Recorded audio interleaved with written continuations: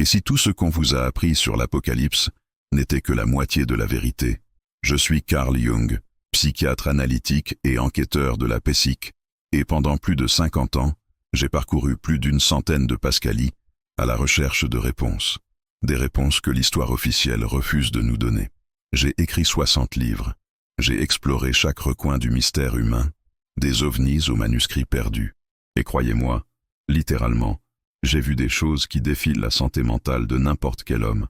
Mais rien, absolument rien, ne m'avait préparé à ce que j'ai découvert sur les dernières paroles de Jésus, sur cet avertissement que tout le monde connaît mais que personne n'a jamais complètement compris. Je vous préviens tout de suite. Ce que je vais vous révéler dans les prochaines pages changera complètement votre compréhension du livre de l'Apocalypse. Et la dernière révélation, car la dernière révélation est si extraordinaire que peu ont le courage d'y faire face. Permettez-moi de vous raconter une chose qui s'est passée en 2003 dans les montagnes de Patmos, en Grèce. J'étais là, enquêtant sur la grotte où Jean a écrit l'Apocalypse, vous savez. C'est cette grotte étroite, humide, où le vieil apôtre a eu ces visions terrifiantes qui tourmentent l'humanité depuis 2000 ans. C'était en octobre. Il faisait froid, un froid pénétrant qui vous entrait dans les os. J'étais seul, complètement seul, avec mon enregistreur et mes notes. Le gardien des lieux, un moine orthodoxe à barbe blanche nommé Père Nikos, m'avait permis de rester après les heures de visite. Il y a quelque chose que vous devez ressentir ici, m'a-t-il dit dans son anglais cassé, quelque chose que les mots ne peuvent expliquer. Et il avait raison. Je me suis assis exactement là où la tradition dit que Jean s'asseyait lorsque les visions venaient. J'ai fermé les yeux et laissez-moi vous révéler quelque chose. À ce moment-là, j'ai senti, je ne sais pas comment l'expliquer, j'ai senti une présence, une urgence, comme si le temps lui-même se compressait et que je pouvais toucher ces jours de l'an 95 après JXC. J'ai ouvert ma Bible à Apocalypse 13 et j'ai lu ces mots que j'avais lus 1000 fois auparavant, et elle fit que tous, petits et grands, riches et pauvres, libres et esclaves, reçoivent une marque sur leur main droite ou sur leur front, et que personne ne puisse acheter ni vendre sans avoir la marque. Mais que signifie réellement rejeter cette marque? Que se passe-t-il exactement à celui qui dit non? Pendant des années, j'ai cru que je savais. J'ai cru que c'était simple. Persécution, mort, martyr, fin de l'histoire. Mais il y a quelque chose de plus, quelque chose de beaucoup plus complexe et extraordinaire que personne ne vous a dit. J'ai des informations de sources qui ont travaillé au Vatican, des documents qui n'ont jamais été publiés, des témoignages de théologiens qui ont consacré leur vie à déchiffrer chaque mot du texte grec original. Et ce que j'ai découvert, c'est que Jean ne décrivait pas seulement un événement futur, il révélait un schéma qui s'est répété tout au long de l'histoire humaine, un schéma qui se produit en ce moment même pendant que vous lisez ces mots. En 2011, j'ai voyagé en Israël pour interviewer le rabbin Yitzhak Kaduri. Enfin, pas lui directement car il était décédé en 2006, mais ses disciples les plus proches.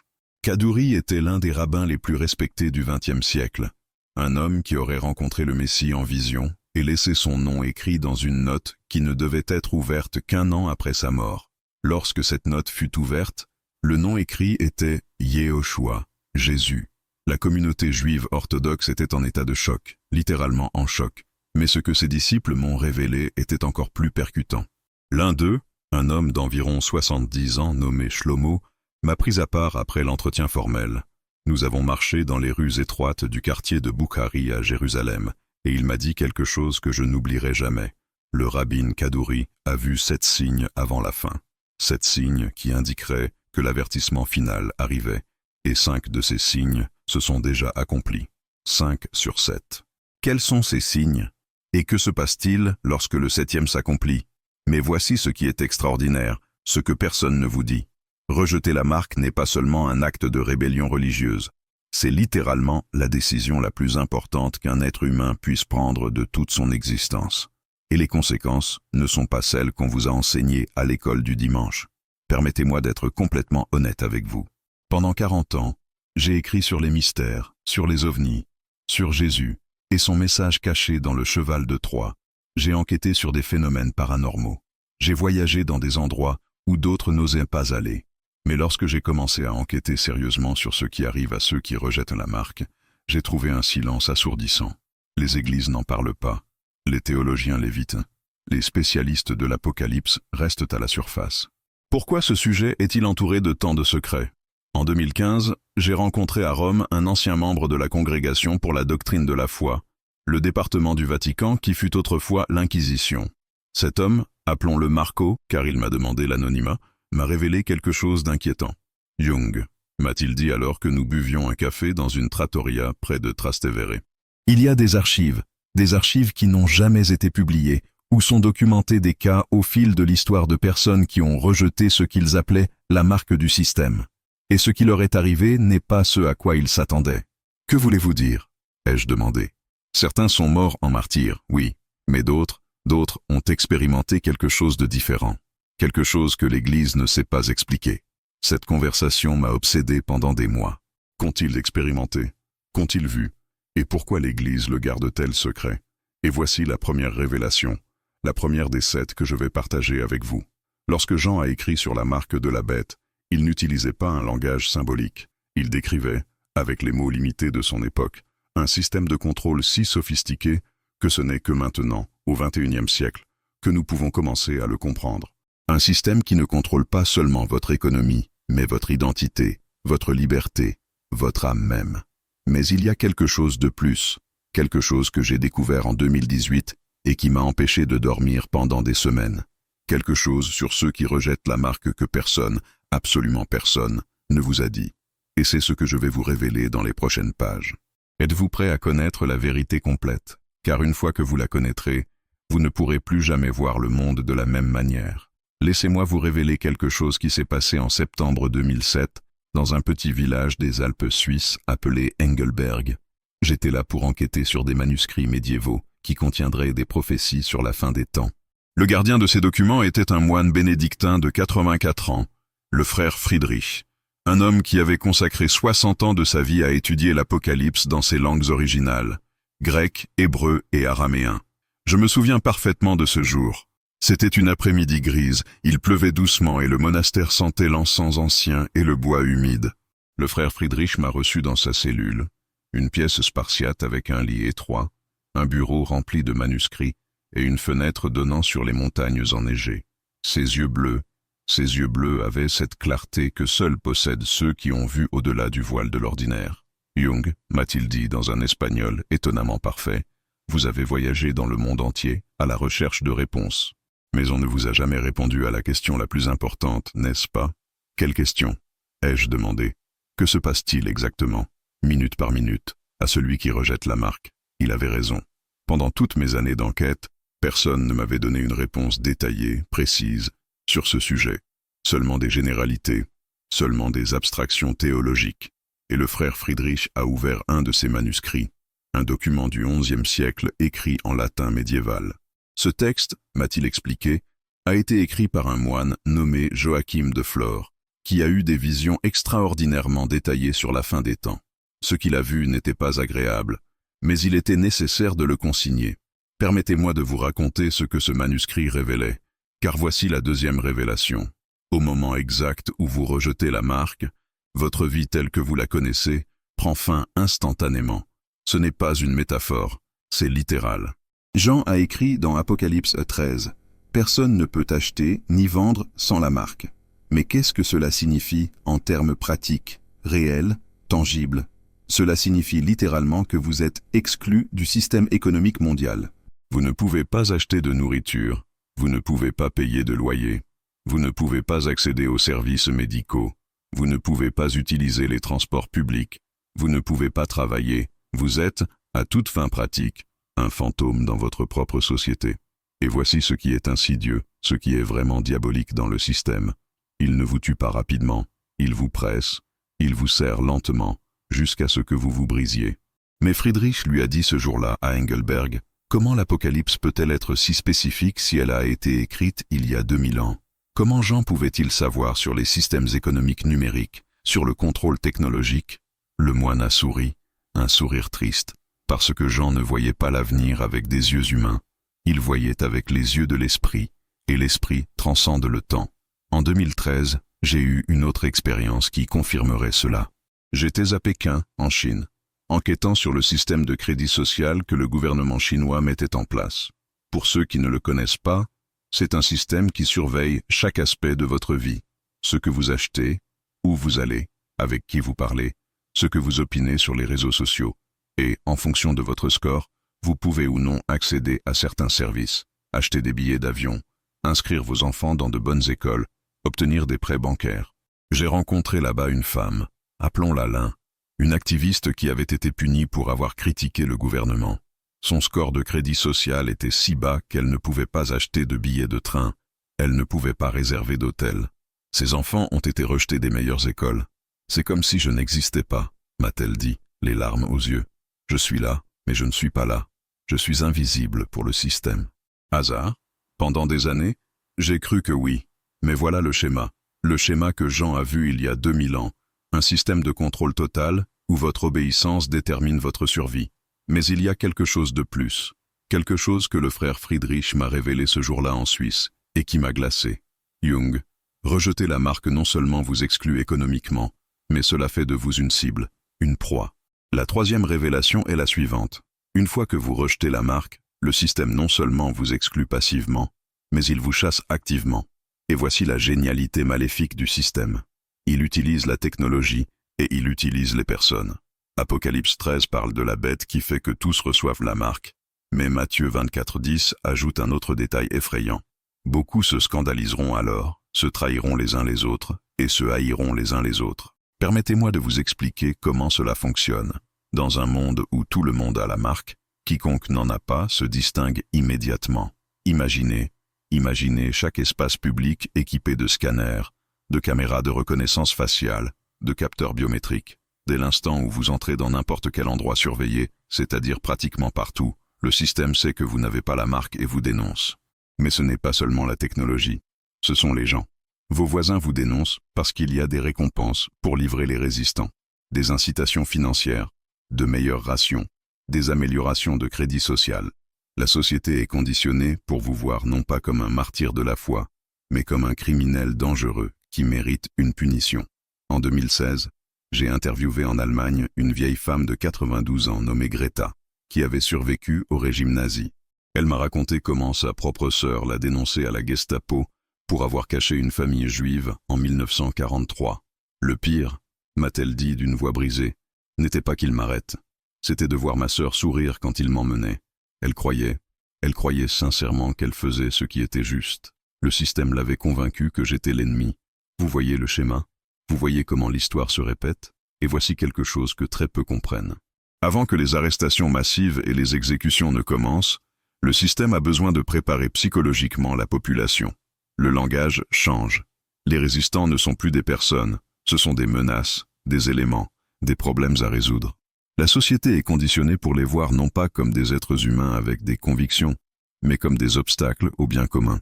J'ai des informations de sources qui ont travaillé dans des départements de propagande gouvernementale dans plusieurs pays. Ils m'ont expliqué comment ce type de récit est construit. D'abord, vous déshumanisez, ensuite vous criminalisez, enfin vous éliminez, et la population applaudit parce qu'elle croit qu'elle se protège. Mais il y a quelque chose de plus. Quelque chose que j'ai découvert lors d'un voyage en Jordanie en 2017. J'étais à Petra, en Jordanie, en mars 2017. J'y étais allé parce que certains érudits croient que Petra est l'un des endroits où les croyants se cacheront pendant la tribulation. C'est une ville taillée dans la roche, cachée au milieu des montagnes, presque inaccessible, sauf par un étroit défilé. En marchant dans ces rues anciennes, taillées par les Nabatéens il y a plus de 2000 ans, je pensais aux paroles de Jésus dans Matthieu 24. Alors, que ceux qui seront en Judée fuient vers les montagnes. J'ai rencontré là-bas un archéologue israélien nommé Abraham, un homme d'une 60aine d'années, avec une barbe grise et des yeux qui semblaient voir à travers le temps. Nous nous sommes assis dans une grotte fraîche, à l'abri du soleil brûlant du désert, et il m'a raconté quelque chose d'extraordinaire. Jung, m'a-t-il dit pendant que nous buvions du thé sucré, il y a quelque chose que les chrétiens ne comprennent pas sur l'Apocalypse. Ce n'est pas seulement un livre de terreur, c'est aussi un livre d'instruction. Jean ne décrivait pas seulement ce qui allait se passer. Il donnait des indications précises sur la façon de survivre. Que voulez-vous dire? Ai-je demandé. Quand Jésus dit « fuyez vers les montagnes », il donne un ordre militaire, un plan d'évacuation. Et il y a des lieux spécifiques qui ont été préparés. La quatrième révélation est la suivante. Tous ceux qui rejettent la marque ne seront pas immédiatement arrêtés et exécutés. Certains s'échapperont, certains se cacheront, Et certains survivront pendant des mois, peut-être des années, dans des lieux cachés. Et pour eux, la vie devient quelque chose de complètement différent. Permettez-moi de vous raconter ce que j'ai découvert sur ces lieux. En 2014, j'ai voyagé dans les montagnes d'Arménie jusqu'à un monastère du IVe siècle appelé Tatev. Pour y arriver, il faut prendre le téléphérique le plus long du monde qui traverse un profond canyon. L'endroit est pratiquement inaccessible par voie terrestre. Les moines qui y vivent m'ont montré des grottes naturelles dans les montagnes environnantes, d'énormes grottes où pourraient se réfugier des centaines de personnes. Pendant des siècles, m'a expliqué l'abbé, un homme appelé Père Ovans, ces grottes ont été des refuges. Quand il y avait des invasions, quand il y avait des persécutions, les gens fuyaient ici, et l'endroit les soutenait. Hasard? Non, je ne crois pas. Il y a trop d'endroits comme celui-ci dans le monde, des refuges naturels qui semblent conçus spécifiquement pour ce but. Mais voici ce qui est extraordinaire, ce que peu comprennent. Lorsque le système de la marque deviendra obligatoire et que la persécution commencera, il y aura le chaos, la confusion. Le système, aussi sophistiqué soit-il, ne pourra pas tous les capturer immédiatement. Certaines personnes verront la tempête arriver et fuiront avant que les arrestations ne commencent. Et Jésus ordonne spécifiquement de faire cela dans Matthieu 24, que celui qui sera sur le toit ne descende pas pour prendre ce qui est dans sa maison. Et que celui qui sera dans les champs ne retourne pas en arrière pour prendre son manteau. Ne vous arrêtez pas. Ne faites pas vos bagages. Ne réfléchissez pas. Courez, tout simplement. Et certains obéiront. Ils fuiront vers des zones sauvages, des montagnes, des grottes, des régions éloignées où la portée du système est plus faible. Et dans ces lieux de cachette, des communautés se formeront. Des croyants qui rejettent la marque, qui ont échappé aux villes, qui survivent hors réseau. C'est l'église souterraine de la tribulation. En 2019, j'ai voyagé en Colombie, dans les jungles de l'Amazonie, pour enquêter sur des communautés indigènes qui vivent complètement isolées du monde moderne. J'ai rencontré un missionnaire appelé Père Miguel, qui y travaillait depuis 30 ans. Il m'a montré comment ces communautés survivent sans électricité, sans technologie, sans aucun lien avec le système économique mondial. Jung, m'a-t-il dit un soir, alors que nous écoutions les sons de la jungle, si le monde s'effondrait demain, ces gens ne le sauraient même pas. Ils vivent comme ils ont vécu depuis 1000 ans, et ils sont heureux, ils sont libres. Vous voyez le contraste, vous voyez l'ironie. Dans un monde hyper connecté, où tout le monde dépend du système pour survivre, il y a encore des endroits et des gens qui vivent en dehors. Et lorsque la tribulation arrivera, ces endroits seront des refuges. Mais voici la 5e révélation, et celle-ci est extraordinaire. Pour certains de ces réfugiés, il y aura une provision surnaturelle. Et je ne parle pas métaphoriquement, je parle de miracles littéraux, tangibles, comme ceux que nous voyons dans l'Ancien Testament. Permettez-moi de vous expliquer. Vous vous souvenez de l'histoire d'Élie? Lorsque la reine Jézabel le traquait pour le tuer, Dieu lui ordonna de se cacher près du torrent de Kérit. Et là, dans cet endroit caché, Dieu envoya des corbeaux, des oiseaux qui lui apportèrent du pain et de la viande 2 fois par jour. 1 Roi 17, 6 enregistre. Et les corbeaux lui apportaient du pain et de la viande le matin, et du pain et de la viande le soir, et il buvait du torrent. Des oiseaux apportant de la nourriture 2 fois par jour, tous les jours. Ce n'est pas naturel, c'est miraculeux. Et Dieu a soutenu Israël dans le désert pendant 40 ans avec la manne du ciel.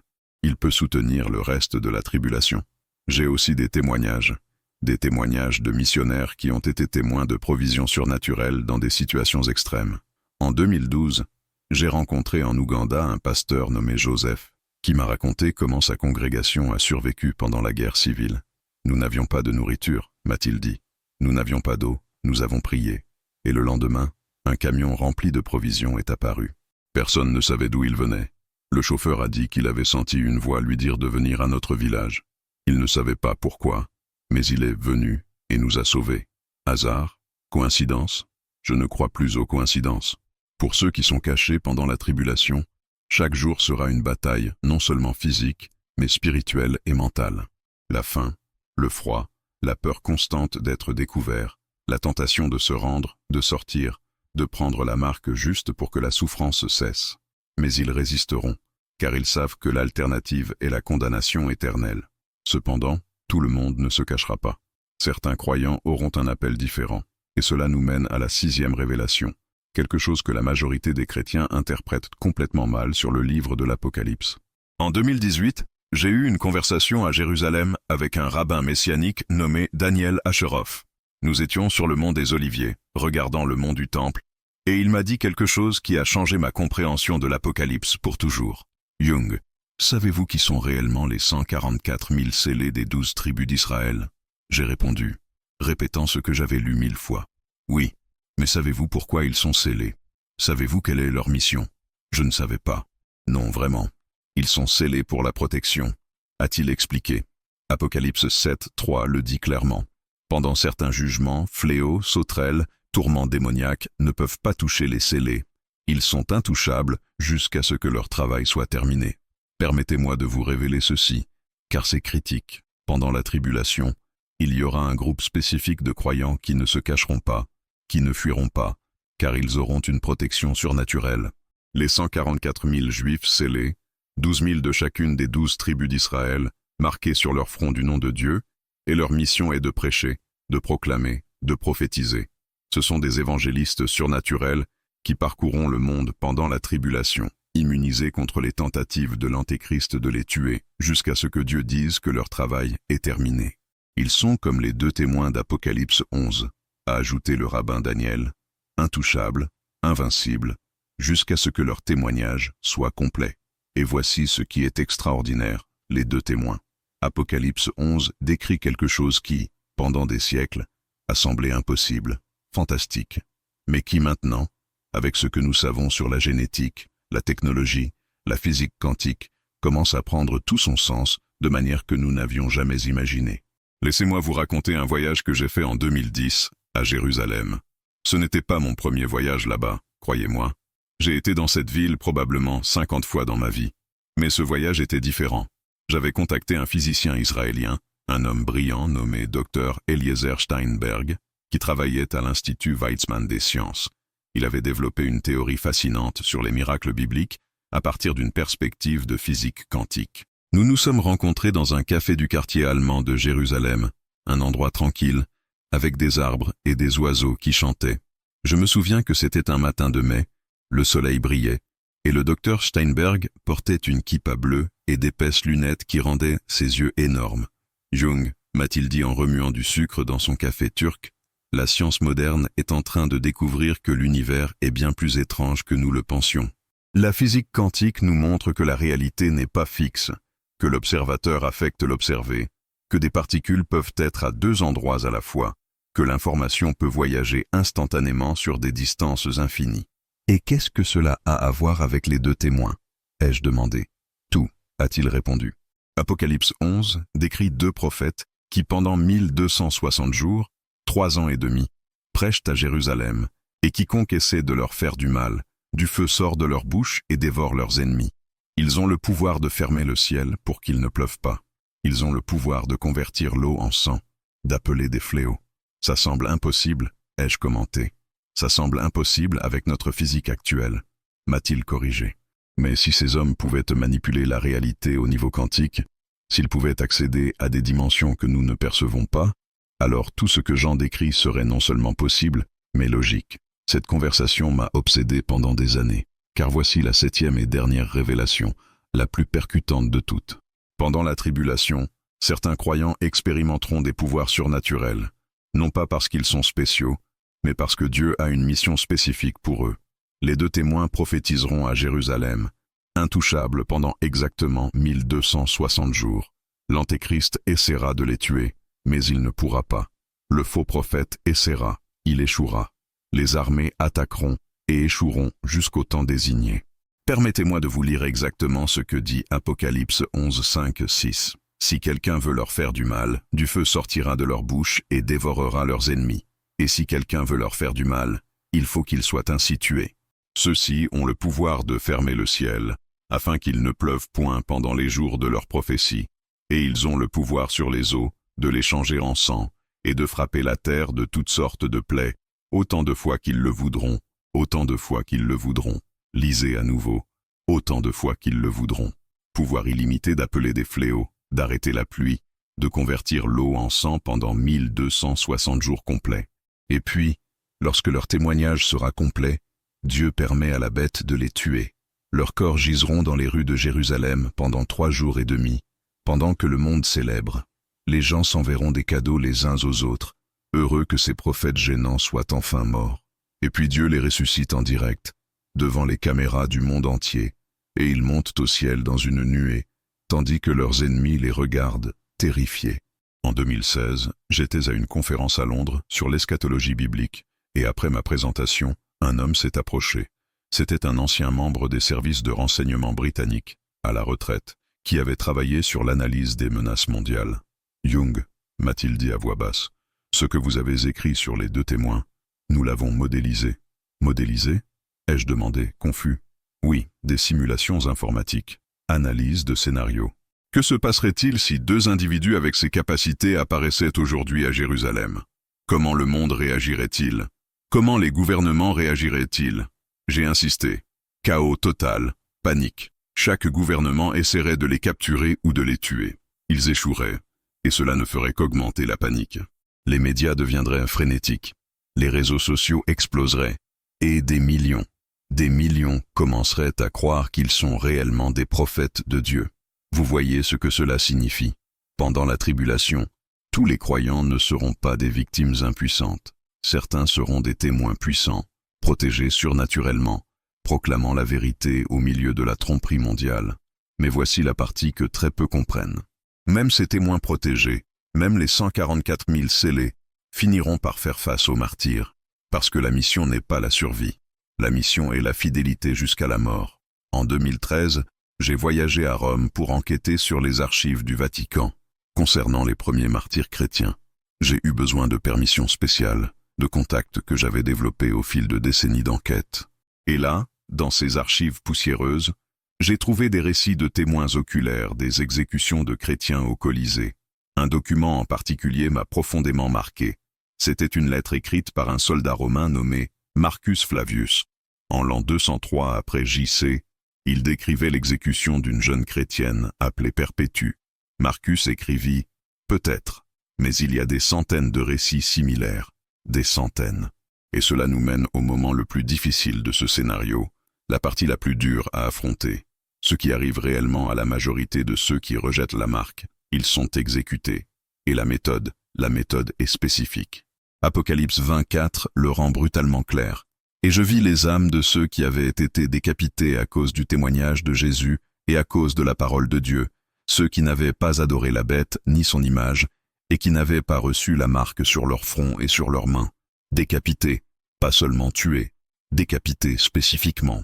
Jean a vu cette méthode il y a 2000 ans, une méthode qui, à cette époque, était courante chez les Romains, mais qui avait presque disparu du monde moderne jusqu'à présent, jusqu'à ce que des groupes terroristes modernes recommencent à l'utiliser, en filmant et en diffusant comme propagande.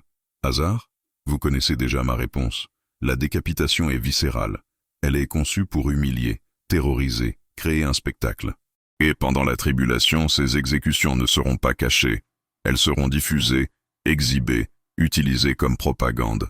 Apocalypse 13:15 dit « Et il lui fut donné de donner un esprit à l'image de la bête, afin que l'image de la bête parlât, et fit que tous ceux qui n'adoreraient en pas l'image de la bête fussent tués.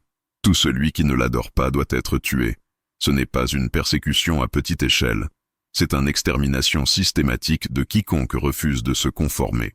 Mais ici, voici ce que le bourreau ne comprend pas, ce que les foules qui regardent ne voient pas. Pour le croyant martyrisé, le moment où l'épée tombe est le moment de la victoire définitive.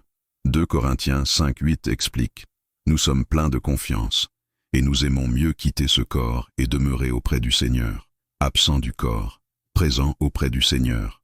Il n'y a pas de sommeil de l'âme, il n'y a pas de période d'attente, il n'y a pas de purgatoire. À l'instant même où vous mourrez, si vous êtes croyant, vous êtes en la présence de Jésus sans plus de douleur, sans plus de souffrance, sans plus de persécution, une joie immédiate, parfaite, éternelle.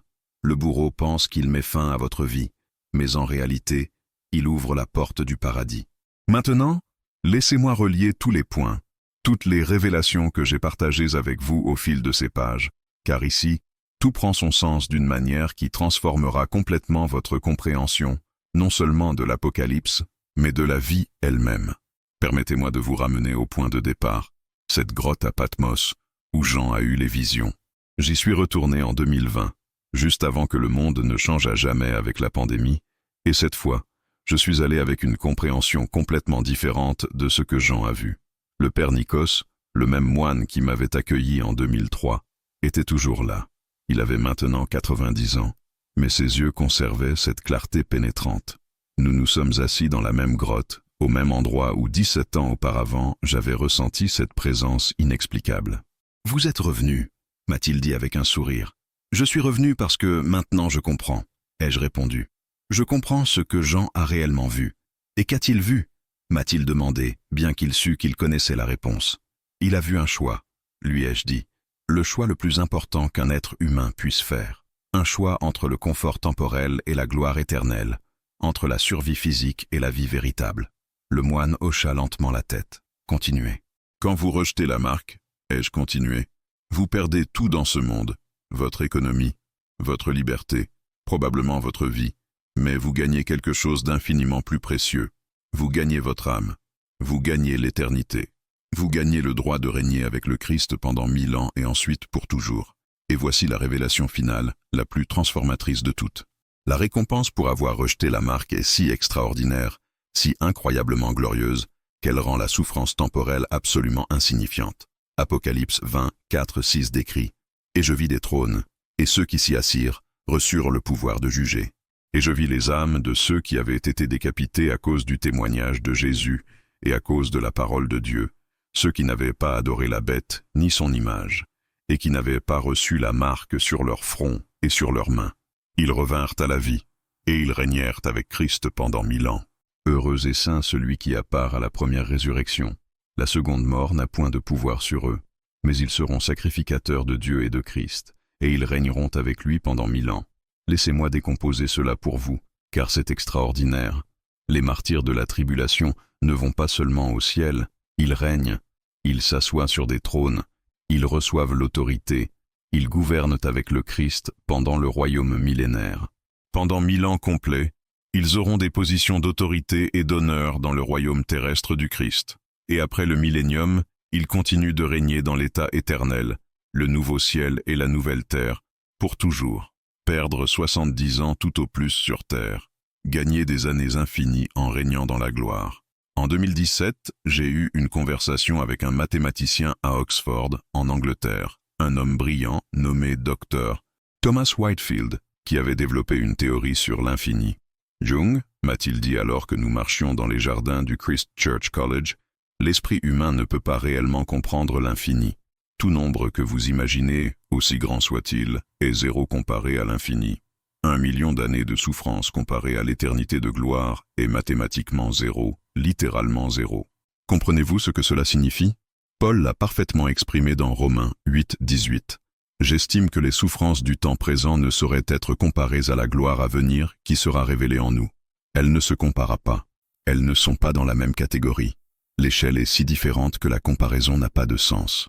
C'est comme comparer une goutte d'eau à l'océan, un grain de sable à la plage, une seconde à l'éternité. Mais il y a une dimension de plus dont nous devons parler. Votre rejet de la marque n'est pas seulement votre propre salut. C'est un témoignage. Quand vous rejetez, quand vous supportez la torture au lieu d'adorer la bête, quand vous allez à l'épée du bourreau au lieu de nier le Christ, les gens regardent. Apocalypse 12, 11 explique « Ils l'ont vaincu à cause du sang de l'agneau et à cause de la parole de leur témoignage, et ils n'ont pas aimé leur vie jusqu'à la mort. Ils l'ont vaincu par le sang de l'agneau et par la parole de leur témoignage. Votre témoignage compte, votre fidélité parle. Chaque martyr qui meurt en rejetant la marque est un sermon vivant, mourant, que le Christ vaut plus que la vie elle-même. Et ce témoignage en amènera d'autres à rejeter, à tenir ferme, à choisir l'éternité plutôt que la survie temporelle. Votre mort n'est pas gaspillée. C'est une arme contre le système de la bête. Permettez-moi de vous raconter une dernière histoire. En 2019, j'ai rencontré en Turquie un vieil homme de 102 ans.